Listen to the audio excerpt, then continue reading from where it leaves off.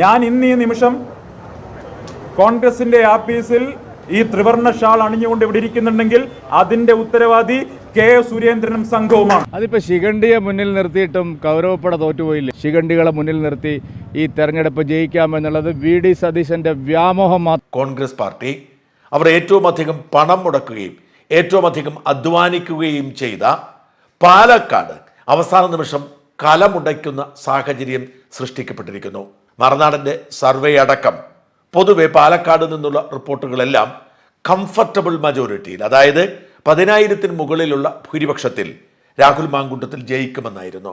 മറുനാടൻ്റെ സർവേയിൽ പറഞ്ഞത് 13,000-നും 18,000-നും ഇടയിൽ ഭൂരിപക്ഷം കിട്ടുമെന്നാണ്. കൃത്യനിഷ്ഠിതമായി കോൺഗ്രസ് ഒരു സെൽഫ് ഗോൾ അടിച്ചുകൊണ്ട് സ്വയം കുഴി തോണ്ടിയിരിക്കുന്നു എന്ന് പറയാതിരിക്കാൻ നിവൃത്തിയില്ല. തെരഞ്ഞെടുപ്പിന് തൊട്ടുമുമ്പ് സർജിക്കൽ സ്ട്രൈക്ക് എന്ന് വിശേഷിപ്പിച്ചുകൊണ്ട് സന്ദീപ് വാര്യരെ കോൺഗ്രസിലേക്ക് കൊണ്ടുവന്നത് ആവേശത്തോടെ ചിത്രീകരിക്കുകയും നമ്മുടെ മാധ്യമങ്ങൾ കോൺഗ്രസിന്റെ വലിയ നേട്ടമായി അതേക്കുറിച്ച് എഴുതുകയും ചെയ്തെങ്കിലും വാസ്തവത്തിൽ അങ്ങനെയല്ല സംഭവിച്ചിരിക്കുന്നത്. രാഹുൽ മാങ്കൂട്ടത്തിലിന് സന്ദീപ് വാര്യരുടെ വരവ് വലിയ വിനയായേക്കും എന്നുള്ള റിപ്പോർട്ടുകൾ ദൈനംദിനം പുറത്തു വരുന്നു.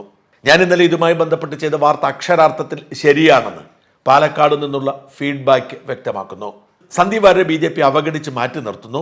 തെരഞ്ഞെടുപ്പ് പ്രചരണത്തിൽ പോലും അടുപ്പിക്കാതെ, അതേസമയം വയനാട്ടിലേക്ക് വിടാമോ എന്ന് ചോദിച്ചപ്പോൾ അതിനും അനുമതി കൊടുക്കാതെ പാലക്കാട് തന്നെ കെട്ടിയിട്ട് പീഡിപ്പിക്കുന്നു എന്ന തരത്തിലുള്ള റിപ്പോർട്ടുകളാണ് ആദ്യം പുറത്തു വന്നത്. സന്ദീപ് പരസ്യമായി ഇടഞ്ഞു മാറി നിന്നപ്പോഴും സന്ദീപിനെ സ്നേഹിക്കുന്നവർ, ആരാധിക്കുന്നവർ സുരേന്ദ്രനെയും സംഘത്തെയും ചീത്ത വിളിച്ചു.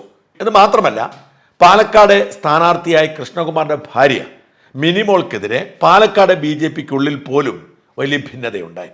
പാലക്കാട് ചില കൗൺസിലർമാർ പോലും മിനിമോളോട് മിണ്ടാത്ത അവസ്ഥയാണ്. കൃഷ്ണകുമാറിന് തന്നെ വലിയൊരു ആഭ്യന്തര പ്രതിഷേധം പാലക്കാട് BJPക്കുള്ളിൽ രൂപപ്പെട്ടിരുന്നു. സന്ദീപ് വാര്യർ മാത്രമല്ല, ശോഭാ സുരേന്ദ്രൻ പോലും മനസ്സോടെയാണ് തെരഞ്ഞെടുപ്പ് പ്രചരണത്തിനിറങ്ങിയത്. അതുകൊണ്ട് തന്നെ വലിയ തിരിച്ചടി BJPക്കുള്ളിലെ ആഭ്യന്തര പ്രശ്നങ്ങളും കോൺഗ്രസിന് അനുകൂലമായ രാഷ്ട്രീയ സാഹചര്യവും വലിയ തിരിച്ചടി ഉണ്ടാക്കുമെന്നും 2016 സമാനമായ രീതിയിൽ ഒരു 13,000-15,000 വോട്ടിന്റെ വ്യത്യാസത്തിൽ കോൺഗ്രസ് ജയിക്കുമെന്നും കണക്കാക്കപ്പെട്ടിരുന്നു. RSS ഒട്ടും സജീവമായിരുന്നില്ല.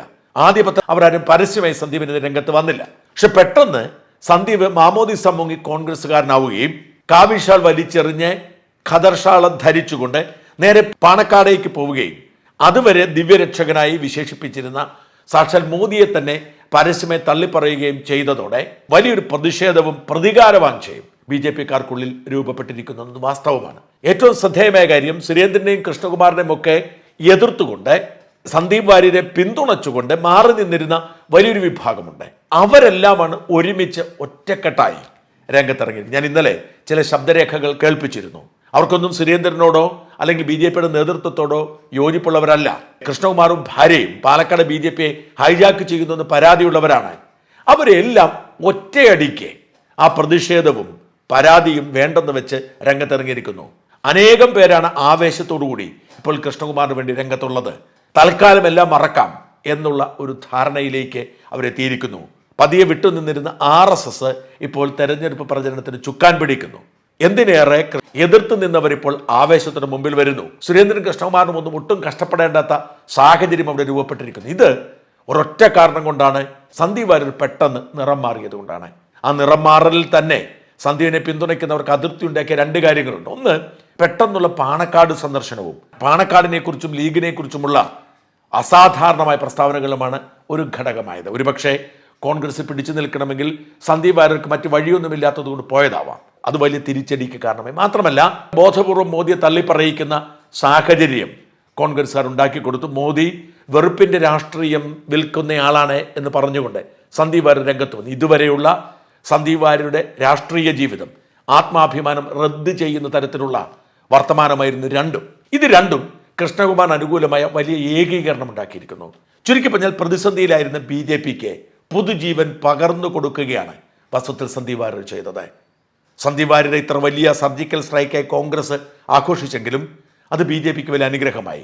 സന്ദീപ് വാര്യരുടെ പോക്കിനെ ചിലരെങ്കിലും വിശേഷിപ്പിക്കുന്നത് കൊലപ്പെടുത്താനിരുന്നവൻ അതിനു മുമ്പ് ആത്മഹത്യ ചെയ്തു എന്നാണ്. വാസ്തവത്തിൽ സന്ദീപ് വാര്യർ BJPക്ക് പുറത്തേക്ക് പോകുമായിരുന്നു. അതിനു മുൻപ് അദ്ദേഹം പോകാൻ തീരുമാനിച്ചു. പക്ഷെ ആ പോകൽ സന്ദീപ് വാര്യർക്ക് ഗുണമുണ്ടാക്കാം, പക്ഷെ തിരിച്ചടിയായിരിക്കുന്നത് കോൺഗ്രസിനാണ്. കോൺഗ്രസ് ഇതുവരെ കഷ്ടപ്പെട്ട് നേടിയ മുൻതൂക്കത്തിന് വലിയ കുറവുണ്ടാകും. വിജയസാധ്യതയെ പോലും ബാധിക്കുന്ന തരത്തിൽ ആവേശത്തോടു കൂടിയാണ് ഇപ്പോൾ എല്ലാവരും രംഗത്തിറങ്ങിയിരിക്കുന്നത്. ഒരുപക്ഷെ നേരത്തെ കിട്ടാമായിരുന്നതിനേക്കാൾ 10,000 വോട്ടൊക്കെ അധികമായി മേടിക്കാൻ കഴിഞ്ഞാൽ തെരഞ്ഞെടുപ്പ് ഫലത്തെ പോലും ഇത് ബാധിച്ചെന്ന് വരാം. ഇങ്ങനെയൊരു മണ്ടത്തരം ഒരിക്കലും ഒരു രാഷ്ട്രീയ പാർട്ടിയും ചെയ്യില്ല എന്നതിന് തെളിവായി മാറുകയാണ് കോൺഗ്രസിന്റെ അവസാന നിമിഷത്തെ ഈ സർജിക്കൽ സ്ട്രൈക്ക്. വളരെ മറ്റൊരു കാര്യം കൂടി ആലോചിക്കണം. സന്ദീപ് വാര്യരോടൊപ്പം ഒരു നേതാവിനെ പോലും കൊണ്ടുവരാൻ കഴിഞ്ഞിട്ടില്ല, അല്ലെങ്കിൽ ഒരു കൂട്ടം അണികളെ കൊണ്ടുവരാൻ കഴിഞ്ഞിട്ടില്ല എന്നതാണ്. BJPക്ക് മാത്രം വോട്ട് ചെയ്യാത്ത, എന്നാൽ BJPയോടും മോദിയോടും ഒക്കെ ഇഷ്ടമുള്ള വലിയൊരു വിഭാഗമുണ്ട്. അവരുടെ നേതാവായിരുന്നു സന്ദീപ് വാര്യർ.